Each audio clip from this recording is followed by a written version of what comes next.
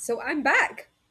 Happy New Year, everybody. Let's get straight into a tute. And today I have a really interesting one. Might change some of the ways you prepare for the test. Might not matter to some of you. Let's get straight into it. See you in a minute.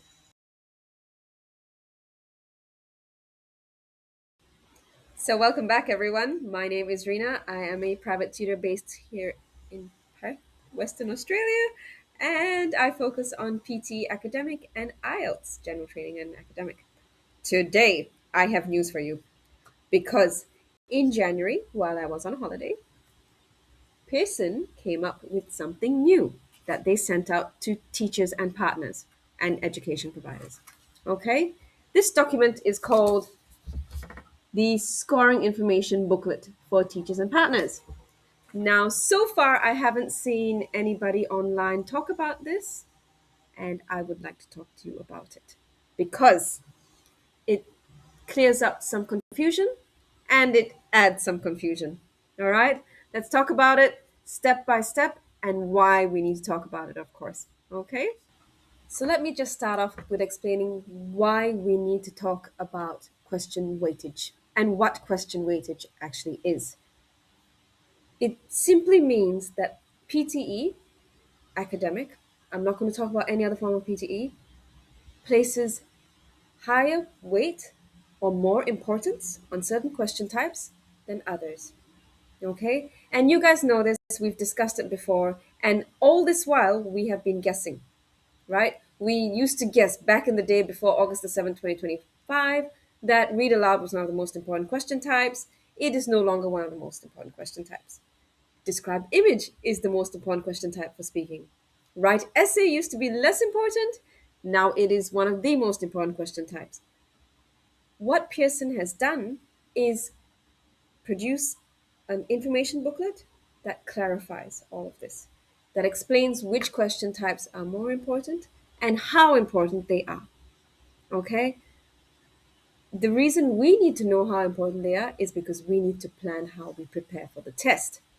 If you don't have a plan and you just randomly trying to study for everything, thinking it is like other tests like IELTS, where if it's 40 questions in reading, each question contributes to 1 mark, and your aim is to get 40 out of 40 or 38 out of 40 for whatever band score you need. It is not the case for PT Academic. PT Academic has not revealed how they place weightage, but they have explained what weightage is given to each question type. Okay? So that's the first thing you need to know, that we're looking specifically at question weightage, right? Now, here you can see the differences between the two articles that are publicly available. There is the scoring information for teachers and partners booklet, and there is the official PTE academic score guide. You will very easily find the score guide. I'll put the link in below, the link down below in the explanation section, and you can download the score guide. What the score guide doesn't tell you is how important each question type is. Okay? And that's really important for you guys to stay on top of, because you can't be studying for 22 different question types and trying to ace each one. Okay? When it's not IELTS. Each question type has a different weight, and we want to focus all our energy on the most important question types. The next thing I need to cover is the fact that other platforms, so practice platforms, this is one example that you can see here online, is that they have not updated their estimated weightage information. If you look over here, you can see that describe image after August the 7th, 2025, has been placed as 34%. Sorry, they say it contributes up to 34% of your final speaking score. In reality, is that the number? It's actually 31. And finally, that information comes from Pearson. We are no longer guessing. We are no longer trying to pool all this information together as a collective and come up with these numbers. Okay?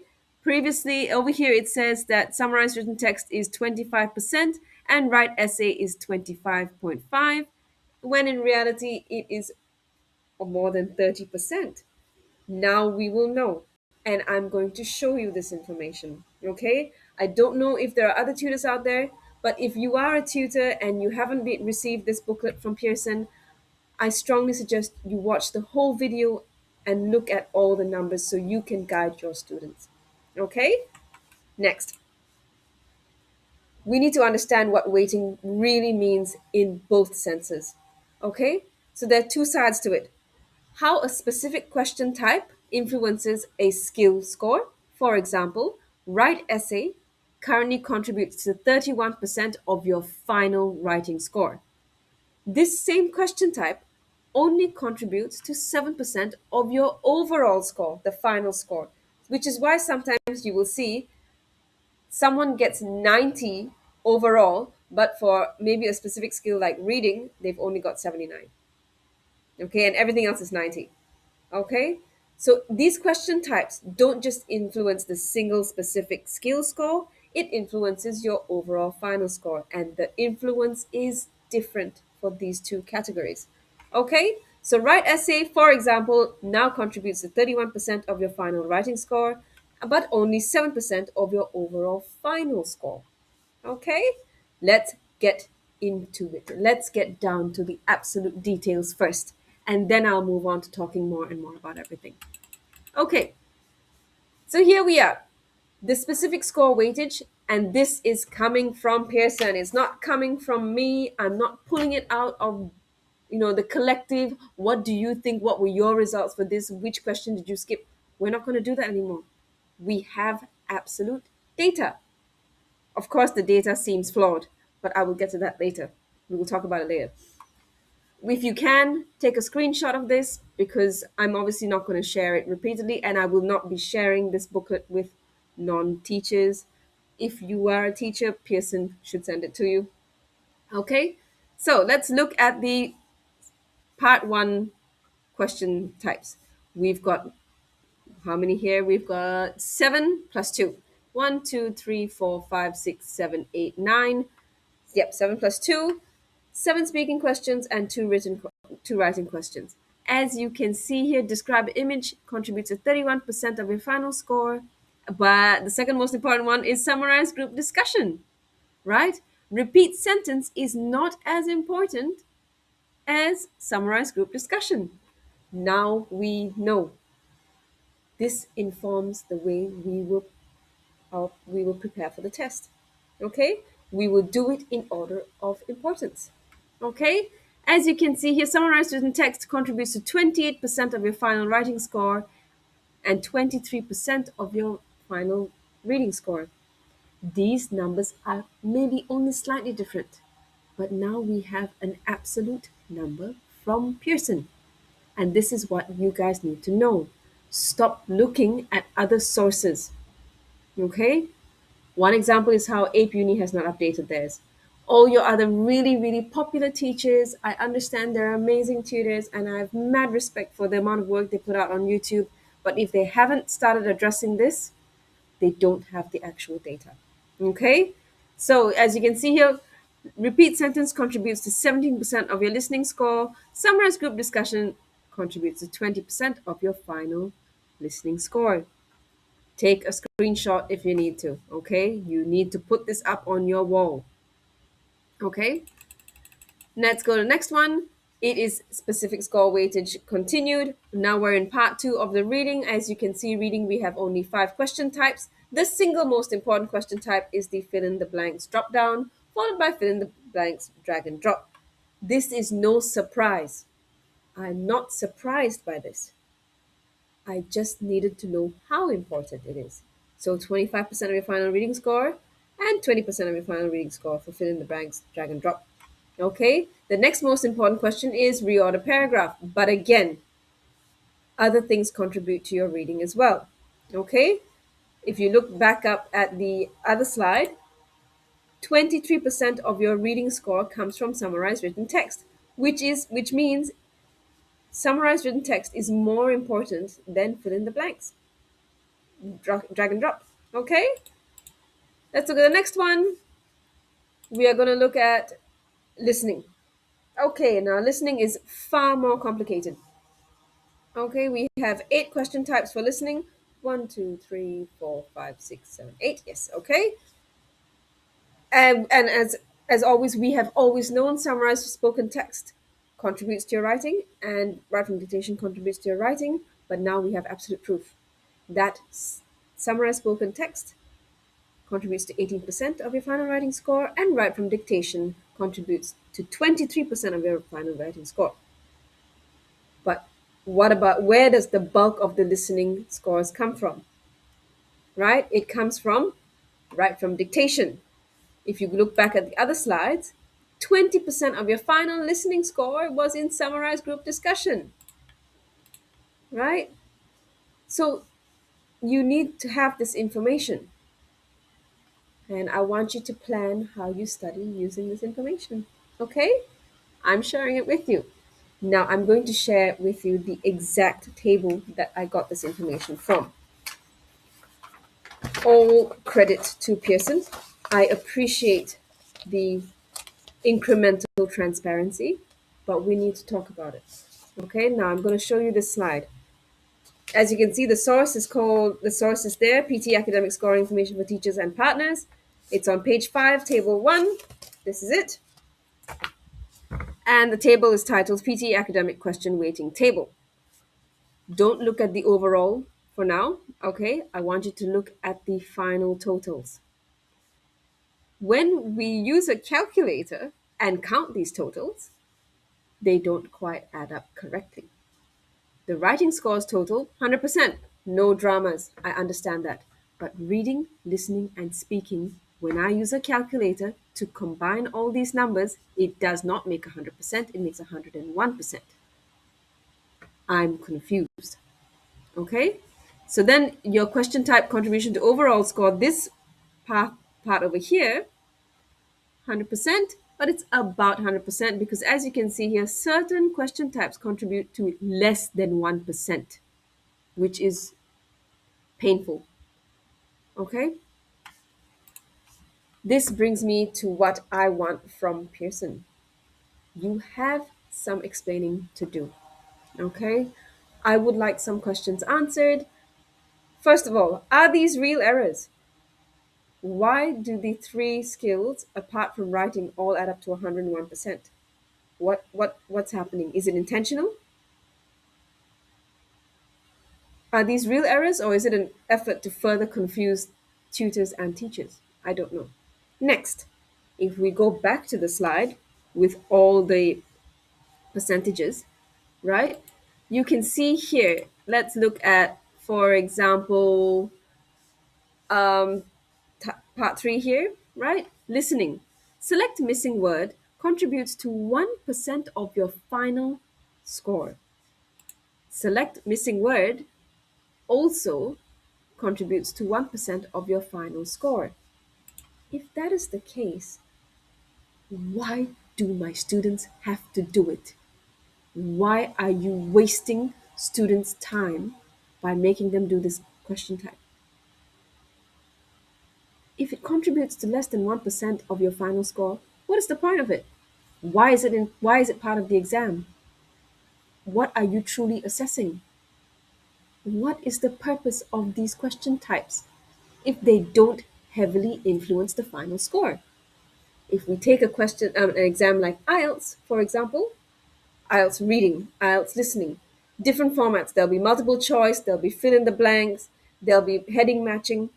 Each one of those question types or questions, each question contributes to 1 mark, 2 out of 40.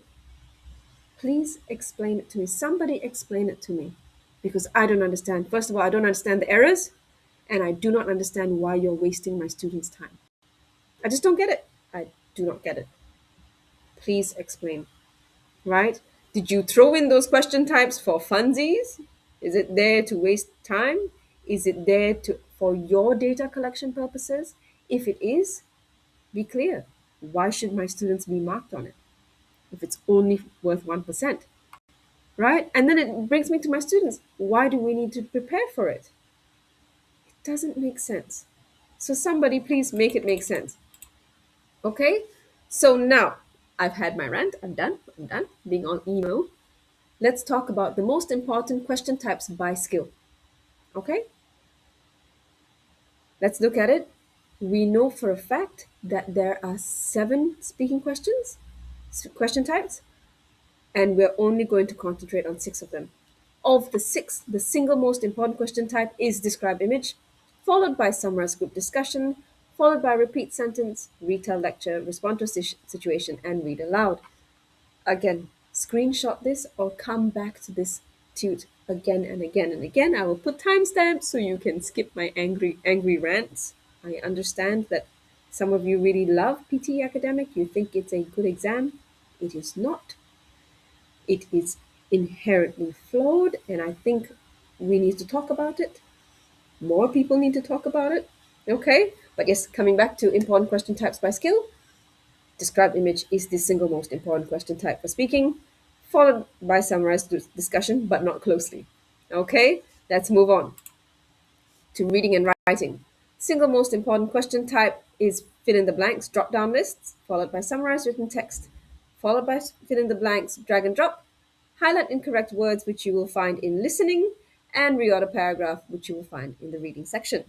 Writing, you've got your 4 question types. Previously, I used to assume each one contributed to 25%.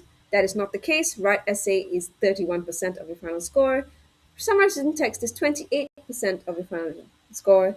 Writing dictation 23, and summarized spoken text is 28. Now, if you think of it this way, you know that this is the order in which you need to start preparing.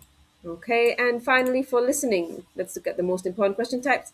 We're going to look at summarized group discussion, again, very important. Repeat sentence, 17%. Retell lecture, write from dictation. Summarize spoken text, 10%. And then fill in the blanks, the type in one, finally, and highlight incorrect words. Okay, now the next one is a long list. Screenshot or just keep coming back to the essay, to the tute. Okay, these are the most important question types by contribution to overall score. Okay, again, I explained to you that a particular question type will contribute specifically to skills and then specifically to the overall score, your final mark. Okay, so as you can see, just screenshot it because it's all 20 question types, starting with the most important question, describe image, down to the least important question type, which is multiple choice single answer. Okay, now this is where I come to what are we supposed to do with this information? Tutors and teachers, those of you who are teaching online, I mean, I know most of you are teaching online, you need to share this information. You need to start prepping your students and letting them know that certain question types are more important. And I know you do this already, but now you have the exact numbers. And for you test takers, right? For those of you watching this video, because you're preparing for PTE, plan how you prep. You're going to plan based on the most important question types and your current level. That brings me back to Pearson again. The only way to truly gauge your current level is to do the actual test or do a official Pearson practice test. That is the only way we're going to come back to it. Okay? So I hope that this tute has been helpful, that you understand what I'm saying. I hope it hasn't come off as too much of a rant.